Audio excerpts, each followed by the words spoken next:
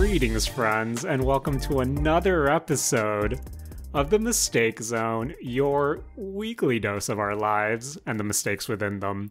My name is Jaren Wade. Joining us for this special spooky edition is one of my best friends in the whole wide world, Matt Al Boo. Hey, Matt. Woo. How are you doing? Oh my gosh. Matt, I know this episode will come out after Halloween, so I'm not sure how much that actually plays right now, but we are on the cusp of Halloween, a Devil's Night, if you might say.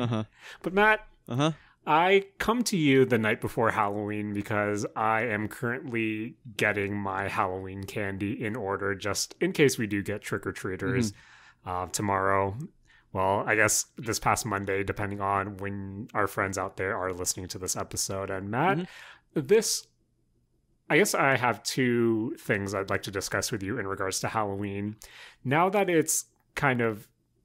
Okay, in 2022, how many trick-or-treaters do you usually get on Halloween these days? Or, I guess, recently? Not many. Like, I kind of live in an older neighborhood. So I think there's not really that many kids around here anymore. So I think at most maybe like 5 to 10. So like just like a small handful. Oh man, that's kind of more than what we got last year. And to be fair, last year it was, you know, a bit old. They skewed older. I think they were around 12 with like half-assed costumes. And it's like at that point we have this big bowl of candy, so I might as well just give it out because you know, Matt, any uneaten candy gets eaten by yours truly, and that means I don't feel great. But this year we got a box of the Nestle chocolate. So that's Smarties, that is Coffee Crisp, Kit Kat, and Aero bars, and that. Am I a bad person because in my Halloween bowl right now, it's all the Smarties in that box and some of the Aero? Am I a bad person for hoarding the premium stuff from this Nestle chocolate box? Yo, bro. You bought it. It's your candy. If you wanna just, hand off some Smarties to some kids, like, I think that's fine. You know, kids like, I think kids will appreciate any kind of candy. Matt, I was at a grocery today and I saw a kid pick out some chocolate, and he picked out a box of Smarties and his mom totally bought it, and I thought, man, do kids still like Smarties? I know in Canada, Smarties they're essentially sort of like M&Ms, I guess, just chocolate with a hard candy shell. But at the same time, I don't know, Matt, plain Smarties, plain M&Ms, I think growing up, I never actually liked that, and I still don't like that till this day, hence why I'm trying to offload that to any trick-or-treaters who end up coming. But Matt, do you have an arsenal of candy to give out tomorrow evening? We usually do chips. Like, we usually do, like, the Lay's chips. That's cool. Matt, we were thinking since we don't actually get that many kids coming to our house, what if we just go to Costco and buy, I don't know, one of those boxes of, like, big chocolate bars? Man. But I don't know. I feel like you don't want to be the house that gives up big chocolate bars, especially if you only get like 16 of those. So we, held against that and just got the fun sized. But Matt, in this economy, I was looking at the box that had like the Mars bars, the Snickers, and I noticed that the Mars bars and the Snickers, they don't come in like mini rectangles anymore, but they're like these little squares. And I thought, man, are kids these days getting ripped off, Matt Alba? They're getting gypped on Halloween candy. You hate to see it, Matt. You hate to see it. But Matt, this is the Mistake Zone. And I told you last time we talked about Project Sekai Colorful Stage, or I guess here in the North America release, Hatsune Miku Colorful Stage, that there's another cheerful carnival, Matt. And Matt, that means we need to select a team. Okay. And before we continue on with this episode, cheerful carnival this time around, if you were at a diner/family restaurant, which one would you order? Curry rice or French fries? Matt, are you team curry rice or team French fries? Oh, man. Wait, at a family... Okay, I think the thing that's really messing with me right now, Jared, is that I'm thinking about like a family restaurant in North America. Yes. And if I was in North America, I think I would get fries. But if I was in Japan, I would definitely get curry rice because I trust it there more. No, I totally know what you mean. And I think this is one of those things that kind of gets lost in the localization just because I don't think curry rice is that, readily available given in a diner situation or a family restaurant, at least here in North America. And I guess that's why when I finally did select, or when I had to choose my team, I'm not sure if I mentioned it last time we talked about it, but in colorful stage, if one team is kind of lopsided, there will be an urgent on the least popular team. And Matt, curry rice had that urgent next to it. So, of course, I chose curry rice since I think when it comes to the dynamics of a diner or family restaurant, I'm never ordering fries on their own. And in terms of, personal preference, I'll always go for, or I'll always consider a curry dish depending on where I'm at. But in the context of, okay, this is based in Tokyo. This is a Japanese game. Regardless, I'm always going to be team curry rice. But at the same time, French fries is never my main. So I always have to go with the other, especially if I'm in a diner situation. It's a companion piece, man. French fries are a companion piece for me. I agree. And yeah, I'm not sure how team curry rice is doing right now. But Matt, speaking about team selection, we're just under 2 weeks away from Splatoon's next Splatfest. Have you decided which team you're joining, Matt? I think I'm mostly leaning towards Fire. Just because, that in my heart, that would be my answer. And I don't want to, metagame it by going, but all the kids are going to pick Fire because, Fire's the cool one. No, I totally know what you mean. I think so I think it's settled here in the mistake zone. We're going to be Team Fire. Okay. Matt, I'm ready. Okay. I'm ready to start actually grinding out ability chunks for my clothing.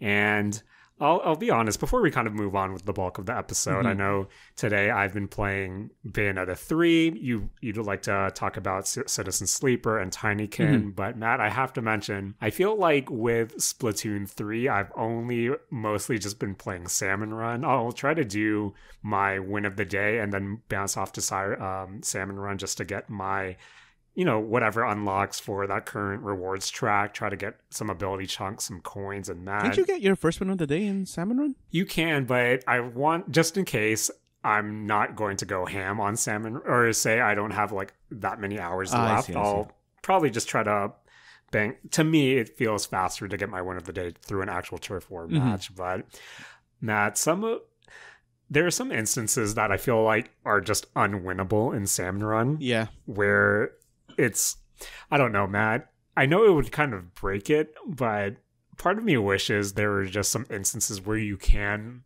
bring in your own loadout. And I know that would totally break it for if you were in a friendly team environment. Yeah. But for the most part, Matt, just because we're coming off of the question mark game or the question mark round where it gives you kind of random items in a preset selection of items, and in those presets you do get the Grisco specialty weapons, which are kind of beefed up versions of some of the standard weapons, which is pretty nice to have. But I think in this rotation, or at least in the random rotation, there were 2 charger weapons, and that was not a good time. And I honestly feel like any combination that gives you 2 charges or even 2 rollers just results in an auto wipe. And Matt, from experience, if you wipe on that first round of Salmon Run, you lose a lot of points. But I don't know, Matt, have you been playing Salmon Run lately, or is this just my personal hell right now?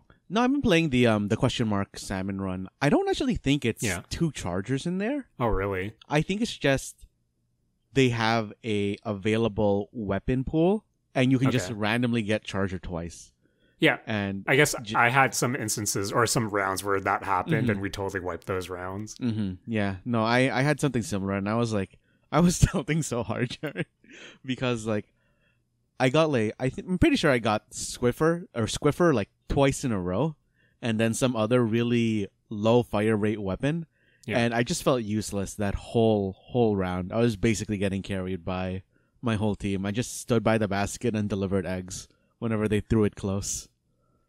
Hey Matt, someone has to deliver those eggs, so you're still helping out the team there. But there were a few instances as well where it would be high tide, and we got.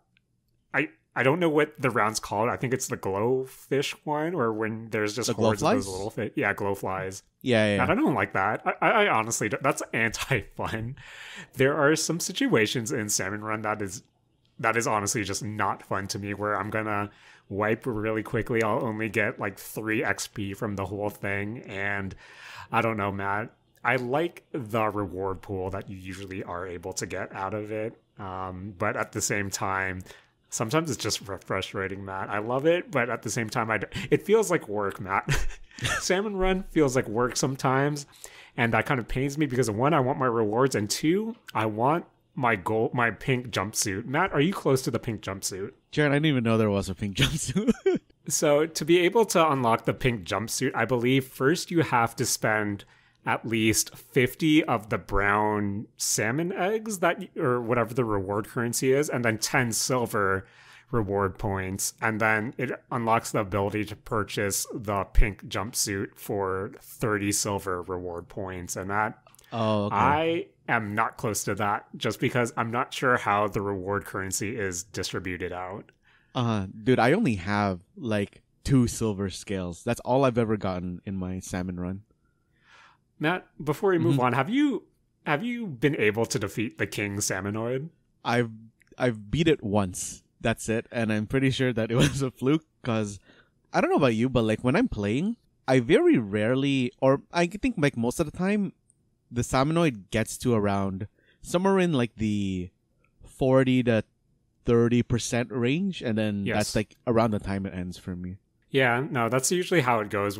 If we don't team wipe by that point, that's usually the point I go. I've never been able to defeat him, so I'm not sure how the reward I'm honestly, I should really just look it up to see how the rewards are distributed when it comes to the reward scales. Just I thought it's random.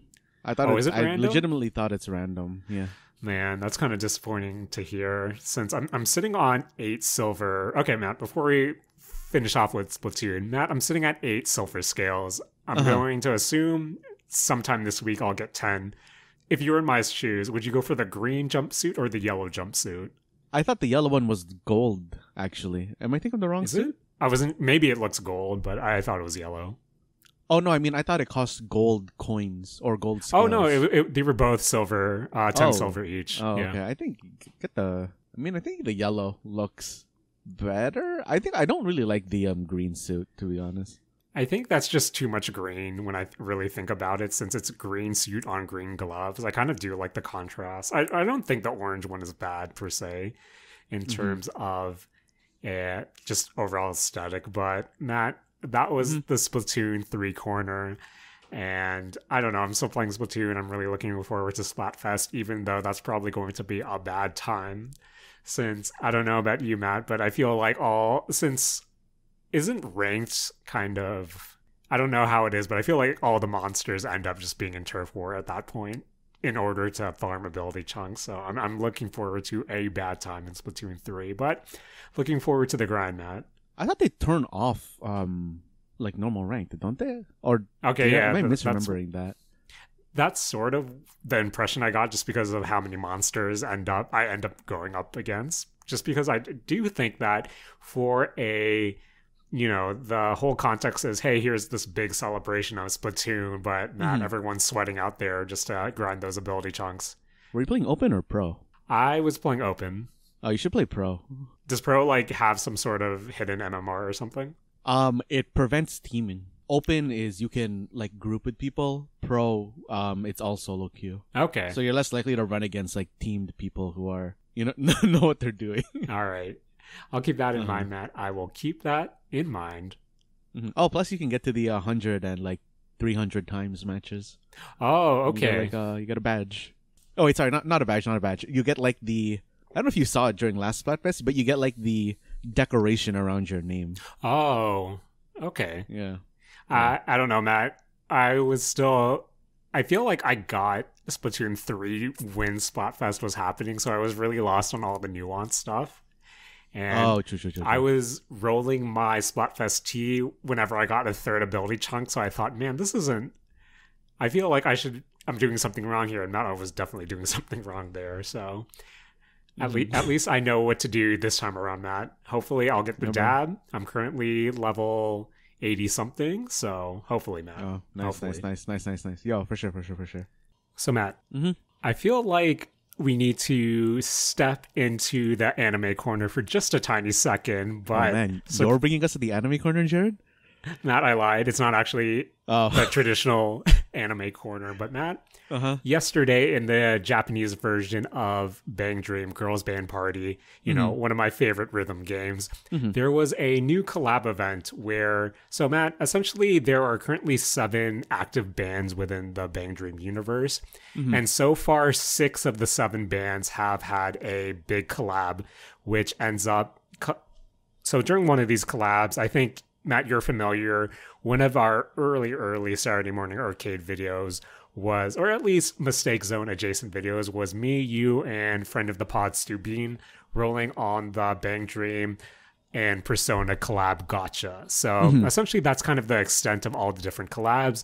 Yeah. One of the bands collabs with a property, they get special costumes. The story is roughly influenced by the property itself. So the last band, Morphonica, had their collab start yesterday on the 29th, and they are collabing with That Time I Was Reincarnated as a Slime. So now that all 7 bands have had their proper collabs, we had Afterglow with Persona 5, Rosalia with ReZero, Poppin' Party with a certain Scientific Railgun T, Hello Happy World with Magical Do-Re-Mi, Pastel Palettes with Zombieland Saga, and Reza Sullen with Tokyo Revengers.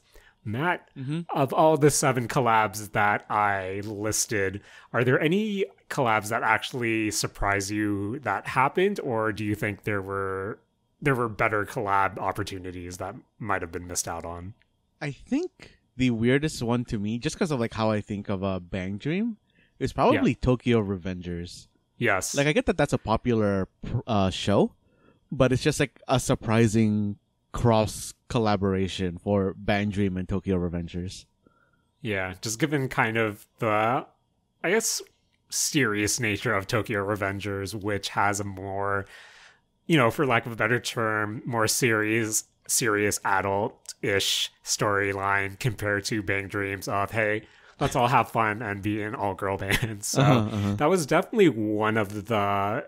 Well, that was definitely the most surprising out of the 7. I should say that the art for that collab looks absolutely gorgeous. Some of the character art looks really great, and I'm really excited for that to come to worldwide. I believe that should be here in around 8-ish events, so within the next 3 months, hopefully, considering all the licensing agreements. So yeah, all 7 bands have had their collab now. And I'm actually curious to see how collabs will function in the future, if we're just going to start rotating a new collab with a new band and just kind of go from there. I know a few months ago in the Japanese version, we had a second ReZero collab, but it wasn't to the full extent of what we had with the Rosalia. It was essentially a few members from each of the bands were able to get a few collab costumes and a few collab cards, but no associated event. So it'll be interesting to see moving forward if that's kind of the style of collab that we're going to get. But I don't know, Matt. So far, I've been really lucky when it has come to the collabs in the worldwide edition of Bang Dream, just because I've been able to roll all the limited members and all the different costumes. So I'm a happy camper. And yeah, so just putting that out there, Morphonica collab with That Time I Was Reincarnated as a Slime. Given Worldwide's kind of faster event schedule that has, I believe, events are now 5 days, more or less, compared to the 8 standard. That should be coming to Worldwide sooner rather than later, as opposed to, you know, the year wait in between. So yeah, Matt, when that collab happens, I'll definitely let you know if I roll. So Matt, speaking about slime, are there any slime in Tinykin? I don't know. Jaren, I don't know what the Tinykin are. Okay. They come out in these like, little slime-covered eggs, so maybe they're slime-related, but I don't think they're actually slime. Okay, so Matt, I know this was something we briefly touched upon, I believe, when we last talked about the latest Nintendo Direct. I brought up Tinykin in relation to the latest Pikmin announcement, and you actually got your hands on it. Yes. Now that you're more acquainted with it, how are you feeling about Tinykin? Jaren, I think a really big issue I had going into Tinykin was expecting it to be a Pikmin style game. Right. It is not a Pikmin style game, Jaren. I think it just has a similar aesthetic to Pikmin, but the gameplay style is very, very different. Okay. For Tinykin, the basic story is very similar to Pikmin, where you're a tiny person that travels to another planet. That planet happens to be Earth, and now you're trying to figure out like some kind of like mystery on Earth, and you're just interacting with normal sized objects, but you're tiny, which I think is like a very, I don't know, I like that concept. I don't know if you played like a bunch of games like with that or not. I think I'm always a fan of essentially what I call the Honey, I Shrunk the Kids style. I really love that forced perspective of you're tiny in a world that you're kind of used to normal size, just so to see how it's stylized, what everything looks like in that perspective is always something I really love. I think that's one of the reasons why, Hot Wheels Unleashed is something that really did tickle that sense of in my head, just because you're in the situation of, I'm actually racing on Hot Wheels tracks in different rooms and different living or hobby room environments. And I think that's what gives it a bit more charm compared to something like a Forza Horizon. Even though it has that Forza, that Hot Wheels feel, it's still kind of to scale with the essentially real cars. So you're kind of just using real cars on these big yellow tracks. So it doesn't necessarily have that same Hot Wheels charm that you did have with, say, Hot Wheels Unleashed. So yeah, I'm definitely a fan of that. How is that perspective utilized in Tinykin, Matt? I like it. It's really well utilized in Tinykin, because like unlike Pikmin, where you're basically visiting Earth and like you don't really interact with anybody, Tinykin has a lot of NPCs that you can interact with, and I think that a thing that really adds to the whole you're tiny, exploring like a normal sized world aspect is that the NPCs don't actually know what all the normal sized stuff is. Oh, okay. Like for example, like one of them, I mean, I guess it's the first like major world in Tinykin, is that they're worshipping a CD because it plays like the god noises or whatever. Of course. From like the stereo, and you're kind of just like helping them set it back up. Like there's sort of spiders. Like I think they specifically like de-arachnetized these creatures and made them more kind of like furry bugs. But like they like, they like shoot string out of their butt. And Jaren, I think one of my favorite things about Tinykin versus Pikmin is their traversal. Okay. Because you basically run in that game. I don't know if like running is the right word, but like your fast form of movement is you pull out a bar of soap and you ride it like a skateboard. That's pretty good, Matt. I actually really like that in terms of style. Plus it has some like physics play to it, so you can't really ride it upwards, but when you go down, like downhill, you pick up a lot more speed. But like just all those little aspects of the world, and like you can like grind on these like the fake spider like string to like fast travel between all the points. Like I think it's all very well done. But just to like go back to what I was saying before, Tinykin is not really a Pikmin like game. I think in and of itself it's a good game, but I think if you're coming to it to play Pikmin, you're gonna be very disappointed. Because while Pikmin is more of a strategy game where you like collect old artifacts, Tinykin is a lot more of a platformer where you collect old artifacts. Oh, okay. Like there's no sense of urgency in Tinykin versus something like Pikmin, where Pikmin, it's basically, you have X amount of like minutes to do whatever you can on the stage, and then it turns into night, so you have to leave the planet temporarily, and then you have to come back, right? Whereas Tinykin doesn't have any mechanic like that. Like you're free to just roam around all you want. Okay. yeah, there's no combat in Tinykin, which also leads into the fact that there's a finite amount of Tinykin versus like Pikmin, where like your Pikmin are more like RTS units where you have to kind of manage them and like decide, okay, is this enough Pikmin to go do this thing?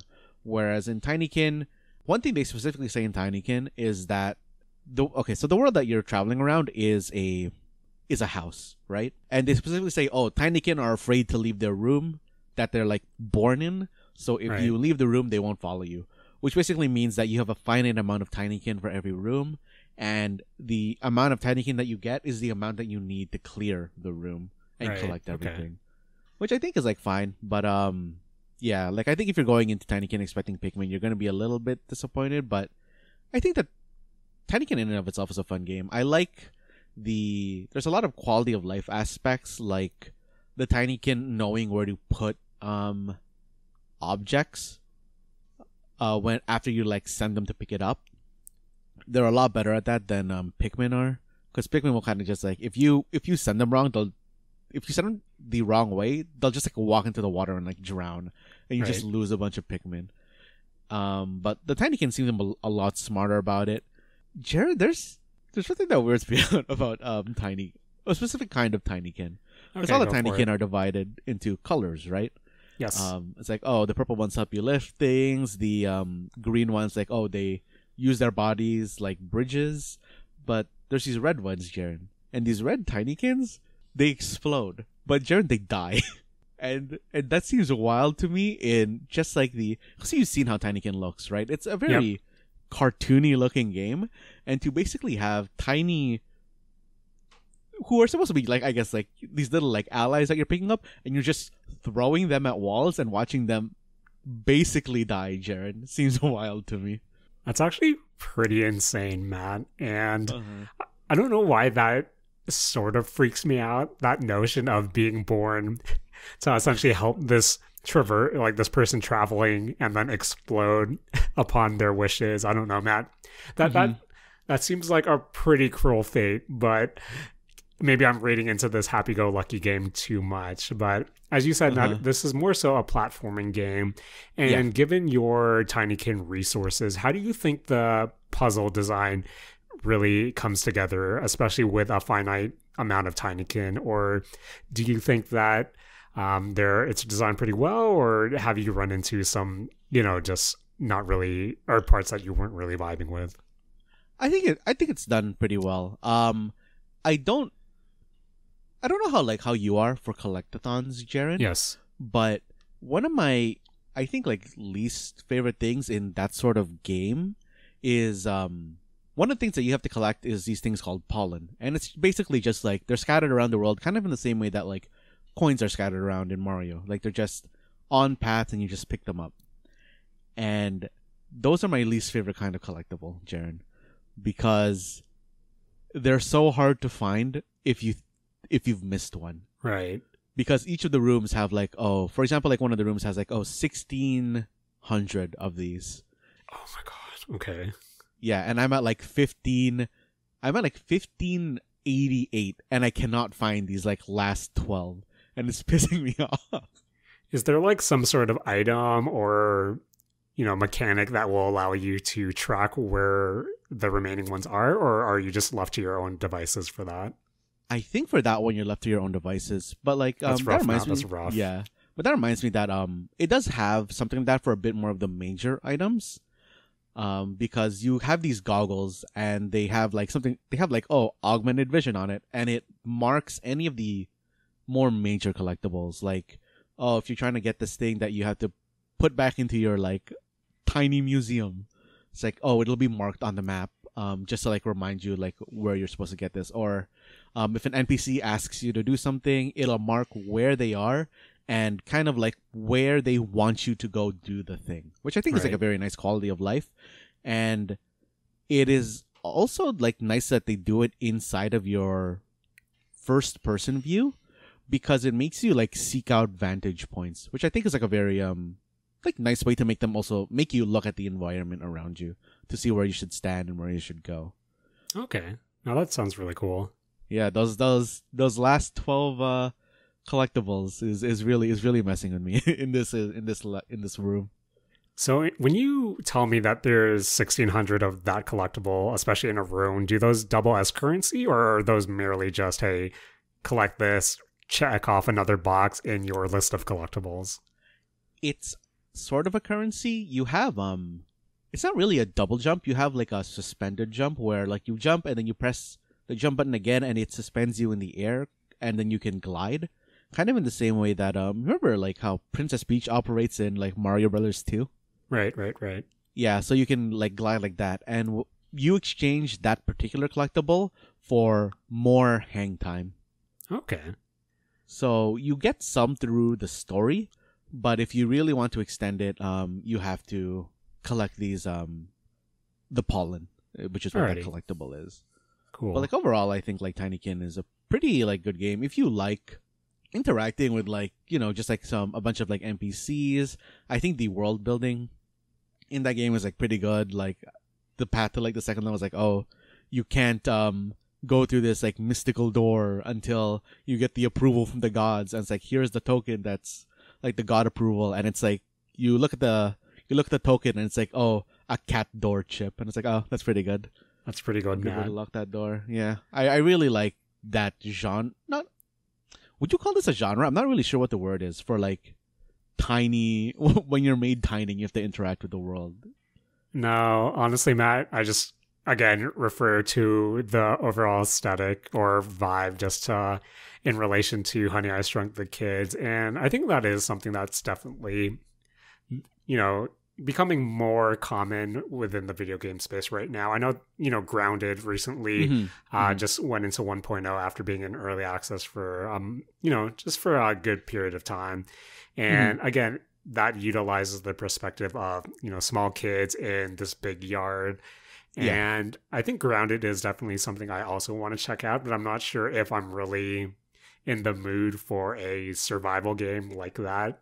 I'm always in a mood for a survivor game, but in terms of survival, especially with base defending. And apparently, from what I've heard, Grounded is just pretty brutal when it comes to combat. Oh, yeah, the combat in Grounded is rough.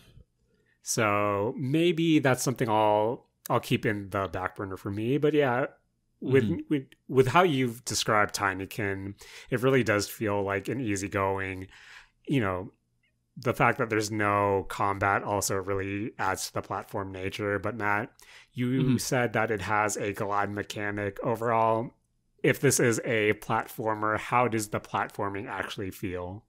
The platforming is really nice. I haven't run into anything like too tricky. There are some parts where like, oh, you kind of have to redo the platformings a bit, like, but one thing I really like about it, I guess, is that the platforming, even when it does get tricky, it doesn't become punishing. Okay. Like if you miss, if you miss a jump or something, you're really only going to go back maybe 10 or 15 seconds.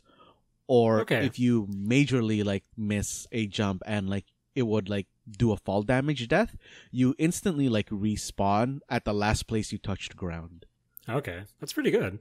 Yeah, which I think are like very good like concessions for this type of game. Cool. All right, good to hear, Matt. Is this something you're going to play in the end, or do you think this is something you'll play until you've had your fill? Yeah, I think I'm gonna be playing it till I have my fill. I think.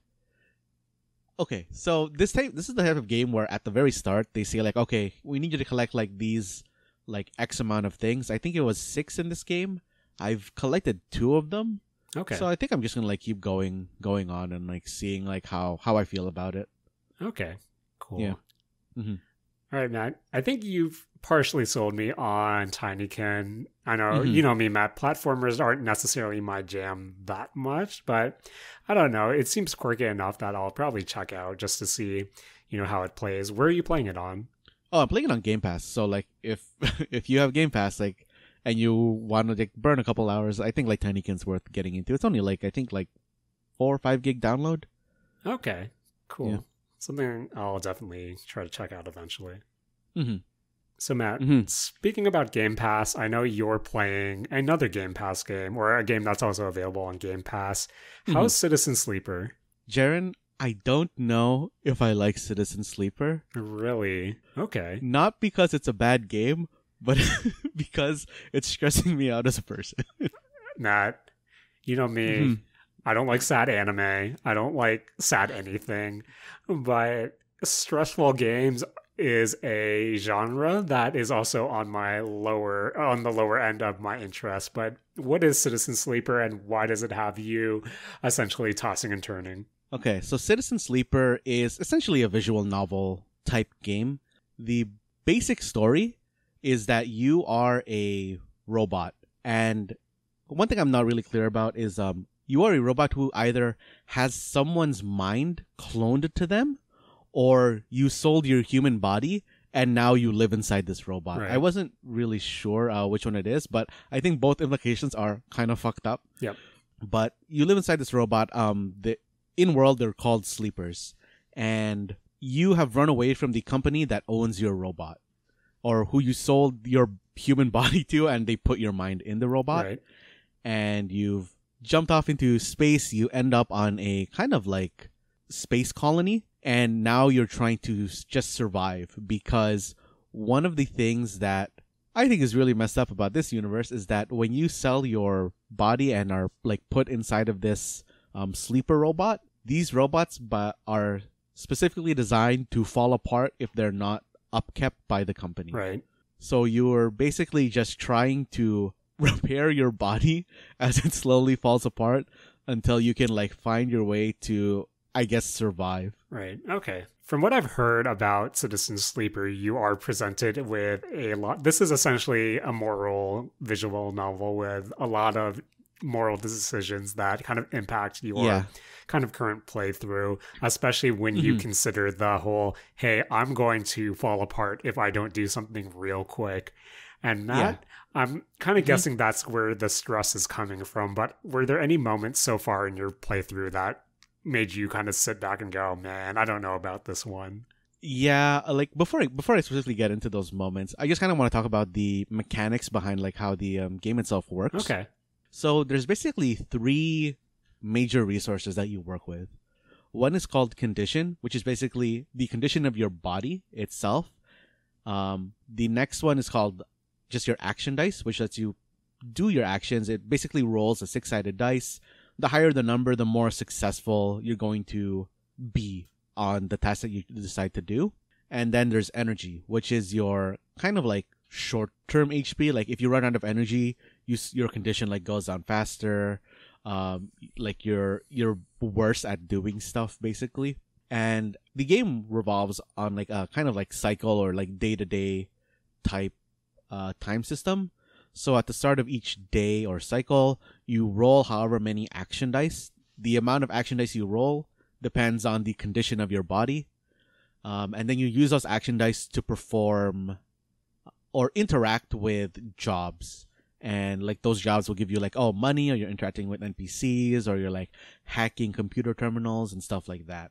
Like that's basically the general gameplay loop of the game. Okay. And Jaren, sometimes those dice just don't work out for you, Jaren, because when you put the dice into an action, like you know what the roll of the dice already is. Like if it's a 6, you get like 100% like positive outcome.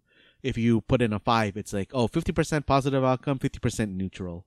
And when you start getting into like a 4 and below, you're really getting into the 75% like neutral, 25% like bad. Okay. And then like 50-50, and then you're just playing those odds, and at some point you're just like, oh man, like do I use my high rolls on like stuff I'm already good or not good at? Like because you have stats, kind of like in the same way that like you have stats in D&D, where you're more skilled at like certain types of actions, where there'd be like engineering or hacking or like interacting with people, stuff like that. So deciding where you decide to spend those dice and deciding when you want to repair your body's condition, because the worse, like I said earlier, the worse your condition, the less dice you get to spend each day. That's where like the stress starts to come in. Okay. And there's like 2 storylines where I'm kind of like stuck right now in terms of like moral dilemmas, because one of them is that like I said, you you've run away from like some big company. So they've sent someone to like come and get you. So you have to hide from them. And I have to disable a tracker, or the tracker that's inside like my character's body. So I have to interact with this one guy. And he wants to take down this like spaceship building company. But that is the spaceship building company that I'm currently in the employ of. Oh, and okay. I don't like this implication because I'm not sure how much those storylines are gonna like interact. Right.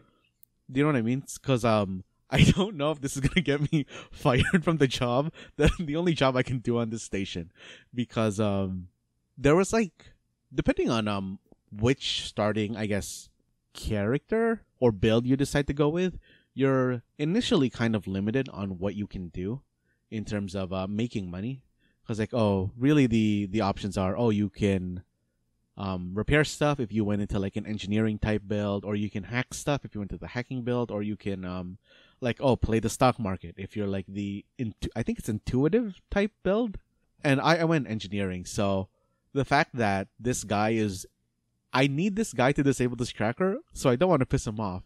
But if I'm scared that if I don't work with him in taking down this company, I'm not going to get the tracker disabled, and I'm already being hunted by a bounty hunter in this game because of a bad decision I made.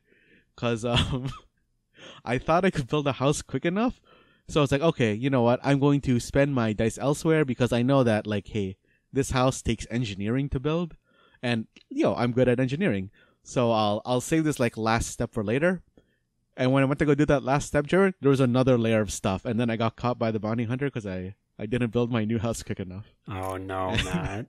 Jared, I'm losing it. But yeah, Matt, I think when it comes to this style of game, especially when you have your decisions impact you and your playthrough like this, I really feel like it needs that, ability to overlap storylines and characters and your decisions, I know the meme is, hey, your decisions matter and will affect the game, but I honestly feel like that has to be the case, especially in something narratively driven like this.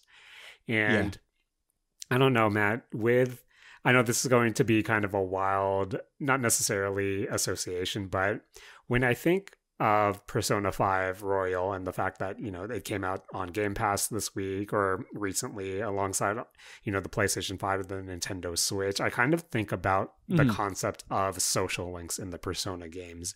And the fact that while I love the side stories that come out of it and all the relationships you build with those characters, they're kind of confined to that single social link. And and something that I really do hope the Persona games explore in the future is that the decisions and the storylines in each of the social links will eventually somehow impact either other social links or the main story overall. It's just because in that case, it would make everything feel a lot more connected. And in terms of, your party, it will actually make your parties feel like more of a party in itself. But yeah, with Citizen Sleeper, I think even though there's this concept of dread at the foundation and, stress when it comes to the decisions you make, I think the ability for those decisions to actually impact different storylines and, essentially have things get cut off or ended right there of something you decided seems really appealing to me. And given how this is such a decision driven game, Matt, do you know where you are in your playthrough? Is this something that would kind of require you to play through multiple times just to see what happens, to see how these decisions interact? Or what's your kind of take on what you've played so far? I think that I am definitely going to have to do multiple playthroughs just because of what I found is that going down the engineering characters, like, I guess, path, you are obviously going to do like engineering stuff, right? But when you interact with like, the game is kind of like divided into, you interact with like this node like tells you can go do this kind of like action at it. But when you interact with those nodes, there's like kind of like this small bar underneath them that you're filling up, basically kind of like an experience bar specifically for that node. And then once you fill it up, it changes the node in some way. Like I've cut storylines short already just because I never knew that stops a certain storyline. Okay. Right? So when you fill up that node, you usually get like either an upgraded version of that node or another like 2 nodes pop up, and that gives you access to new NPCs and stuff like that. So I think that if you're going to be playing as like the engineer character versus like the hacker character, you're going to I'm expecting at least you'll interact with a bunch of different like NPCs between them. So I think that this game probably does benefit from different play styles or multiple playthroughs. And one more thing about that, Jaren, is that this game is the type of game where you only have one single save slot and it auto saves. Right. So that's just adding like more stress to all the choices that I'm trying to make. That was one thing I wanted to ask you. How is the ability to save scum, and is it kind of existent or non-existent? Just because, Matt, you know me, in any narrative-driven game, if I can save scum, I'm definitely trying to save scum. So it seems like that's not the case here. I mean, like, I think on any like PC game, you technically can save scum just if you like manually back up your save. But I think that's like too much work, right? For how often this game auto saves. But yeah, like I think if somebody's like really into story-driven games, you're probably going to like Citizen Sleeper. All right, cool, Matt. Yeah, I think you've sold me on this mostly because I'm really curious to see what the ending would be like for this game. Just because, again, as you said, you're a decaying robot who constantly needs fixing. And I'm going to assume that those fixes are finite. So I'm really curious to see how it does like resolve in terms of its narrative. And honestly, if your playthrough will just suddenly end because you can't repair yourself. So I'm curious about that too. Yeah. I'm really curious to see how that is handled. But yeah, man, I guess this is definitely something that I'll check in with you to see if you reached an ending, or maybe even something I'll download on Game Pass myself just to check out as well. So Matt, I said earlier in the episode what I've been playing this week, and unfortunately you can't get it on Game Pass, even though a tiny portion of me wishes that you could. Matt, this week I've been playing Bayonetta 3 on my Nintendo Switch, and I believe I'm kind of 20%-ish in terms of how much I've completed in the game. I think my playtime right now is around the 4 or 5 hour mark. And Matt, on one hand, this is still a Bayonetta game. This is a really solid character action game I honestly do think this is Platinum bringing their A-team. This is Platinum for what they're known for. Really solid character action, and this is the Bayonetta you know and love. I know over the past few weeks there has been, some controversy surrounding the voice actress, the former voice actress Helena Taylor. I know for Bayonetta 3, Jennifer Hale is, the witch protagonist this time around, and not getting into the controversy behind everything, since I know previously Helena Taylor did say that she wants to put this behind her. So regardless of everything that has come out, we'll kind of keep it to Bayonetta 3, the game itself. And I do think Jennifer Hale in her portrayal is, she doesn't have the same spark that I associate Helena Taylor's rendition to have, but I think for the most part, Jennifer Hale is able to nail some of that essence of Bayonetta. It's something that I'm not going to say it's bad or anything, but for someone who has recently played Bayonetta 1 and 2, just to kind of set up, my time with Bayonetta 3, you can kind of hear a difference, but I still think it's a solid take on the character this time around. But voice acting aside, Matt, this is a Bayonetta-ass Bayonetta game. Bayonetta is still her bombastic self, still over the top, and I think when it does come to Bayonetta 3, for the most part, it does hold up performance-wise. I know a few weeks ago when we were discussing our most anticipated games, that was really my big worry, is that the Switch it's still hard to believe that the Switch in itself is going on half a decade now, 5 years, 6 years. I'm not actually sure off the top of my head. And For the most part, performance has been really solid, but I think you can kind of see what sacrifices they had to make just because within the first few areas, even though the environments do seem a bit bigger, and I'll get to why they are bigger in a second, but it is a lot more plain in comparison to some of the more detailed environments from, say, Bayonetta 1 and Bayonetta 2, since they were, you know, more compact, more linear. And now, especially within the, let's say, the first 20% of the game, since you are in more urban environments, you can definitely see less detail overall, bigger areas that are kind of empty in order to kind of keep frame rate pretty much consistent. But some of the things that I wanted to tell you about Bayonetta 3 is that one of the new combat additions is the fact that Bayonetta is now able to summon familiars for the most part. You know, we're used to these familiars as her Wicked Weave kind of finisher climax moves from Bayonetta 1 and 2.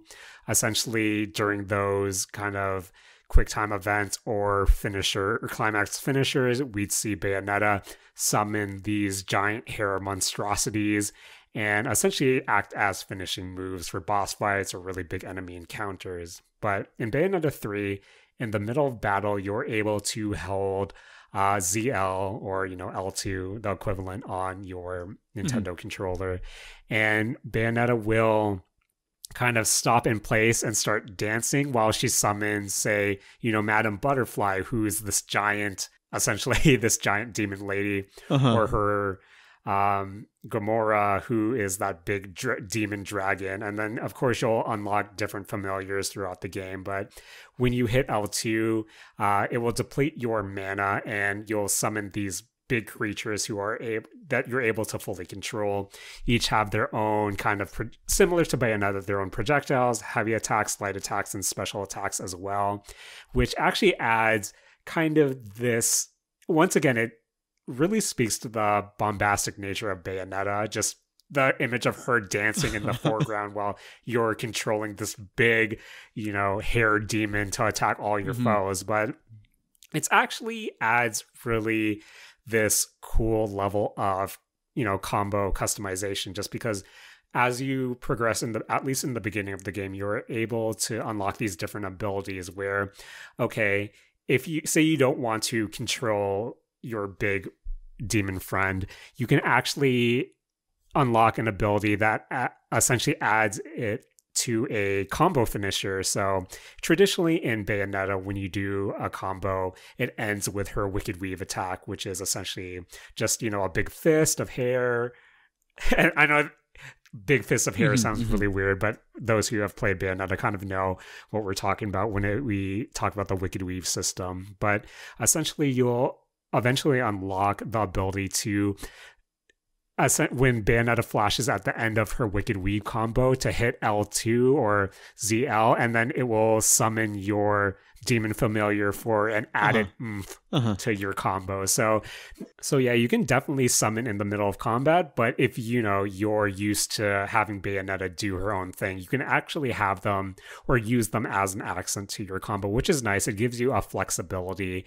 And during some instances in the world, you are able to basically unlock a hotspot, which gives you unlimited mana when you stand in that spot exactly, and then you're able to summon your monster friend for as long as you want during that combat instance, which is really nice too. And it's the fact that you're able to really summon them in the world itself that really helps out with world puzzles. I know one of the earliest puzzles is, Bayonetta comes towards this base, the street's on fire, and hey, I need to summon my spider friend, go up this building, attack this water tank so you can put out the fire. So yeah, there are some environmental puzzles in that way as well, which is really neat. Oh, does it kind of block them in a kind of like Metroidvania way, or no?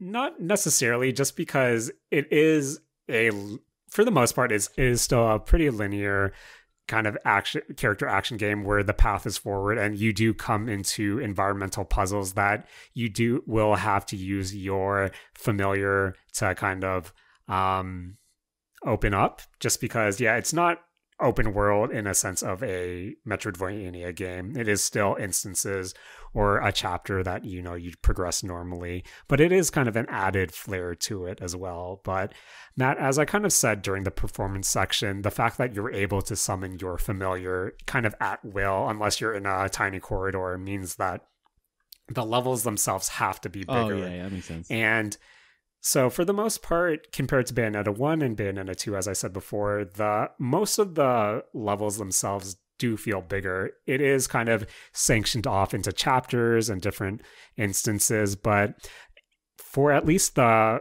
first fifth of the game, it does take place in New York and Tokyo. So you are in these more urban environments, which again is kind of nice in contrast to, Bayonetta 1 and Bayonetta 2, when we're really feeling those more olden Victoria style castles and mansions and kind of forests and stuff like that. So to kind of see Bayonetta in a more modern urban environment is really cool. And the fact that, you're going through Shinjuku and Shibuya and like having these big open spaces. But again, at the same time, it really looks like there isn't really details in kind of the different textures. All the environments are kind of bare in that, sure, they're pretty open, but there's not much detail to it, just to be able to kind of support a solid frame rate. But the fact that you do have slightly bigger areas in a Bayonetta game means there are a lot more collectibles this time around. I was really thinking that Bayonetta is definitely a game I tend to replay just because I want to get better scores, since you're rated on your performance in terms of your combo, the time it takes for you to complete it, and the damage you take. So I tend to replay these games just to kind of get better scores as I become more accustomed to the combat system and more familiar with kind of all the different enemy encounters. But considering how much more collectibles there are this time around, this is definitely something I can definitely see myself replaying with a guide, just to be able to know where different collectibles are. In each of the different chapters, there are 3 unique collectibles that are essentially Umbra Witch familiars. There's a toad, a cat, and a bird that are scattered throughout the level. And even then, they're kind of like different puzzles for you to actually obtain. I know the cats run around, the birds fly away if you get too close. So you have to use your kind of combat, your more traversal abilities to really get them, which is also kind of a neat touch as well. But whenever you're able to find all 3 of the Umbra animals in a level, that unlocks an alternative version of that chapter.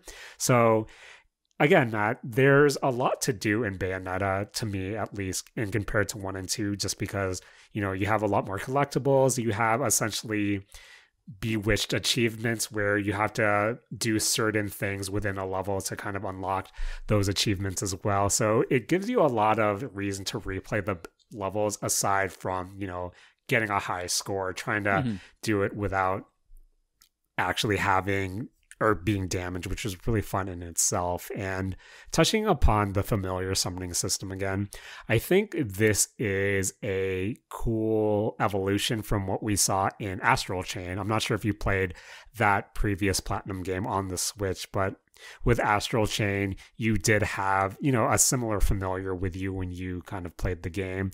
And to me, the familiars themselves controlled kind of awkwardly, just because you would be controlling your main character with your your left stick, and then you would use your left stick, and then you would use the right stick to kind of move and position your familiar in place. And I'm not sure if you had direct control of you had some direct control of them, but the fact that you were using 2 sticks to move, essentially control 2 characters, was a bit weird. So it's actually kind of nice to see how the summoning system works in Bayonetta, and it is essentially you controlling a big kaiju monster at that point as well, which is really cool. And honestly, Matt, this kind of gives me hope for Sega to hopefully, I know it is Atlas and Sega usually publishes, but I really do hope a Persona or a Shin Megami Tensei game or a spin-off kind of uses a similar system, because I think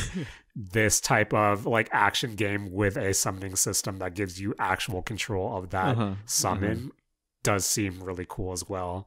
Another thing about like at least the overworld control of Bayonetta, one thing I don't really like is how close the camera is to her, just in general. I don't know about you, Matt, but I kind of prefer a camera that is a bit further back, just to allow you to see more of the environment around you. And I think it was really jarring to me how close the camera gets to her, at least when you're in non-combat instances. So that was kind of a bummer for me. Jaren, how are you going to appreciate all of Bayonetta if you're not up close? That's totally true, Matt. That is totally true. And she's still Bayonetta. You're still taunting. The fact that she's dancing while her summoning is fighting for her is, that's on par with what we kind of expect from the character, which is really nice to see. Yeah, that sounds pretty jokes. In terms of the storyline, again, I'm kind of in the 20% range, but Matt, as we said in our most anticipated episode, we are dealing with a multiverse situation. The general story for Bayonetta is that, Matt, there is a alphaverse that is trying to destroy all the other... Matt, tell me if you've heard this before. There's an omnipresence from a alphaverse that wants to destroy all the other metaverses in order to consume their essences and essentially restart life, make them the only... merge all the multiverses together, restart it, so a perfect world is reborn or whatever. And it's kind of what you would expect in terms of storyline, especially with this type of subject matter as of late. And so far, I've only met one other Bayonetta, which is kind of the Tokyo Harajuku streetwear Bayonetta, which is kind of cool to see. And I know from the trailers we saw that there's going to be a pirate Bayonetta. Slight spoilers, Matt. So far, there hasn't been much interaction between, the Bayonetta you play as is known as the origin version of Bayonetta. So far, the interactions between the multiverse Bayonettas haven't been too much, which is kind of disappointing. The origin Bayonetta essentially watches Harajuku Bayonetta fight at one point. So it was actually kind of cool how they let you play the Harajuku Bayonetta as well. And I'm assuming as you progress through the game, you'll get to control the other ones. So in terms of the story, the whole goal for Origin Bayonetta is to collect what is called a Chaos Gear. Again, tell me if you've heard this before. If you collect 6 Chaos Gears, you're able to transport to any multiverse you want. So I think that's the end goal, is you trying to get to the Alphaverse, fight this big bad who is trying to take over all the multiverses and, set everything right. And I know the factor that kicks all this in gear, or kicks the whole conflict in motion, is that one of the side characters named Viola, she comes from one of the multiverses. She transports to the origin verse, tells Bayonetta, hey, this is going on, we have to collect the Chaos Gears. Matt, I'm kind of under the impression that Viola is another Bayonetta, but that's just me.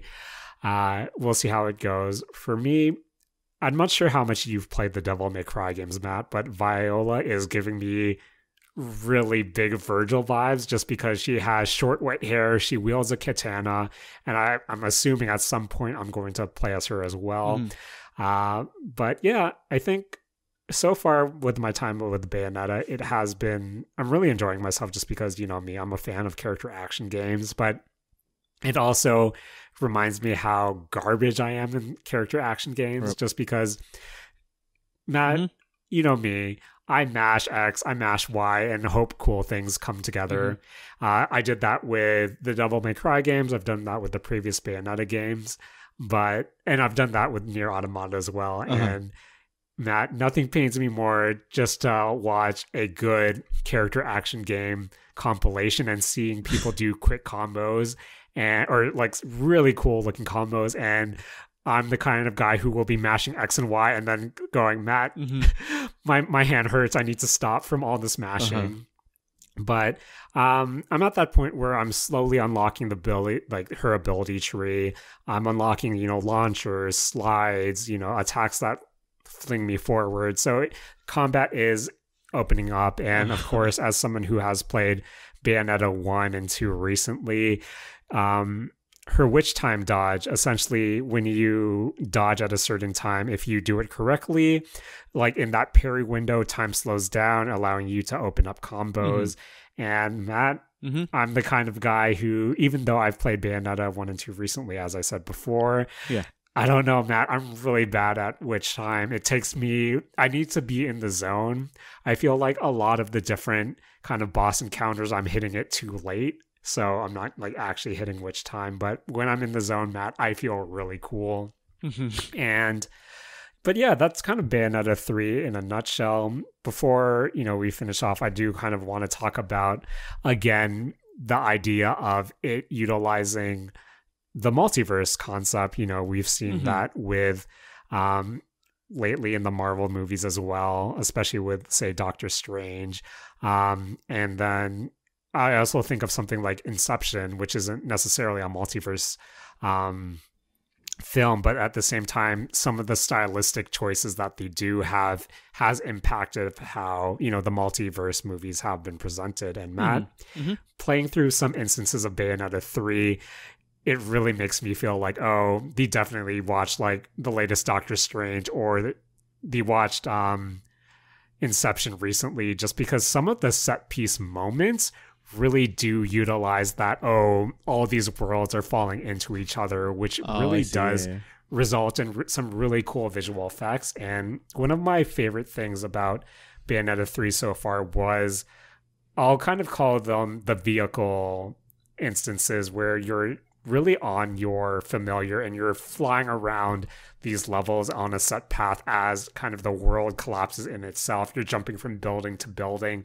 and it's just really this big sensory overload once again, just to see all of these things happening. And one of the things I appreciate most in Bayonetta 3 is that, these vehicle sequences have happened in the past. We've seen it in Bayonetta 1 and 2 when she's flying around, the rocket and the Space Harrier theme is playing, or she's riding a motorcycle. And when you're doing these kind of on-rail segments, you're dodging things, you're trying to ram into things to attack them as well. I always felt like those instances lasted too long in Bayonetta 1 and 2.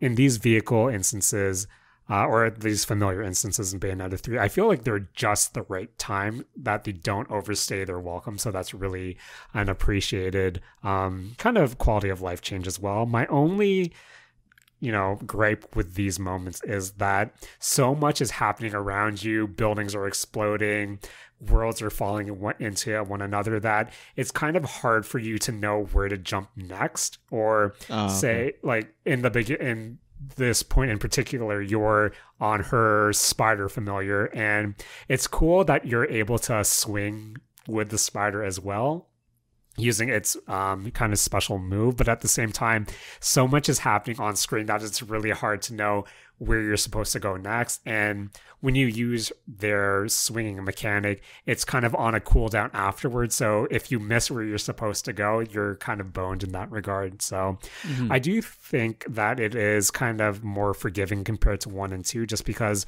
when you died in 1 and 2, you would get, a skull and crossbones, and then that would deduct from your overall score. I've died a few times here, sometimes in boss battles, sometimes in those vehicle instances when I've just missed a platform and I've had, the skull and crossbones, but it didn't seem to deduct from my score again. So that's something that is also kind of a welcome change, just because, it's pretty cool to not be automatically flung to a bronze rating just because you missed, like, say, a platforming moment. But for score chasers, that doesn't actually matter. But, for someone who isn't as skilled, I think it really does make me feel good to get a gold at the end, even though I've died a few times. But yeah, Matt, this is definitely a game that I'll be keeping up with just to see how she interacts with all the other multiverse Bayonettas. But yeah, it's still a solid action game. It is more Bayonetta, but they do a lot of different quality of life changes and enough new features to make it sound fresh, even coming from Bayonetta 1 and 2 so recently as well. And Matt, more mild spoilers, there is a big kaiju battle moment where you are fighting, another big monster as your essentially giant Godzilla summon. The only gripe I had from that instance is it makes you feel like you're controlling it one-on-one, but it is kind of a rock, paper, scissors moment where you can either bite, you can either swipe, or you can either block. And then, of course, depending on what the other monster does, your attack either goes through or it attacks you in return. So that kind of lost the steam when I figured out what was happening, since you are able to dash and you're able to shoot fireballs as well. But for the most part, it is like a rock, paper, scissors thing, but it looked cool at least. But yeah, I think to finish it off, I know in Bayonetta 1 and 2, the whole thing was you're fighting angels, and then you have demons as well that you can control or summon and sometimes have to fight. So in terms of color scheme, it is a lot of, gold and white from the angel side, and then red and black from the demon side. At least for the enemies, the big enemies for Bayonetta 3, they're noted to be human made. So their color scheme is a lot of teal and silver. And honestly, if I had to describe all the enemy designs that I fought so far, it really reminds me of something like Warframe. You know what I'm talking about, Matt? That whole kind of future tech that is mixed with organism type, design. So it is nice to see a new color scheme really be utilized. But yeah, overall, it's more Bayonetta, Matt. I'll probably check in here and there just to see if I do fall into any performance issues or if there are any cool things that I've run into. But yeah, for the most part, if you like Bayonetta, it's known qualities or quantities at this point, but it's still a really solid game. This is, again, as I said before, platinum at its, this is the peak platinum that you kind of expect. And it does feel good. And Matt, I'm just saying, I mashed X too hard one time and then I had to stop the other night. So, But yeah, that's Bayonetta 3 for the most part. I did buy the collector's edition, which comes with a cool art book and 3 cases with all covers for all 3 different games. And that, as cool as it is to have those 3 covers for the game, they each came with their own game case. So it's like 3 game cases, which is kind of weird because when I purchased Bayonetta 2 for the Switch, it came with a Bayonetta 1 download code. So I would have to pay $40 for the Bayonetta 1 game card to actually use this. But I'll admit it, Matt, kind of seems like a waste of plastic to me. But the art books is pretty cool too. So that's Bayonetta 3. Again, I'm only 20% into the game. I only have one of the Chaos Gears. But yeah, I'll continue to quick check-in segments here and there in the upcoming weeks. Bayonetta isn't specifically a trilogy, is it? I don't know, Matt. I honestly feel like from what I've been reading in the the lead up to the release, this feels like this might be the end of a trilogy. So Matt, if I do finish it within the next few weeks, I'll see where it kind of leads off. But I don't know. It feels like this might be the end of a trilogy per se, but who knows? Especially when you deal with the multiverses, Matt. Maybe we'll see a spinoff come from here. But yeah, Matt, another beefy episode. And hey, we played some video games, Matt. I want to thank you, as always, for joining me this week. I want to thank all our friends out there. I want to thank Tinykin. I want to thank Citizen Sleeper. I want to thank Bayonetta. I want to thank trick-or-treaters. Trick-or-treaters need to thank me. Hopefully they don't play any tricks, even though I gave them Smarties treats. And yeah, Matt, another beefy episode. But next week, I believe we're doing our Chainsaw Man episode. I need to catch up on some anime. Same. We'll hear from friend of the pod, Rakush. He loves him some Chainsaw Man, Matt. But yeah, once again, we'll actually step into the anime corner next week. But Matt, thank you again as always, and take it away. This has been the Mistake Zone, and we're all out of Coffee Crisps and Kit Kats.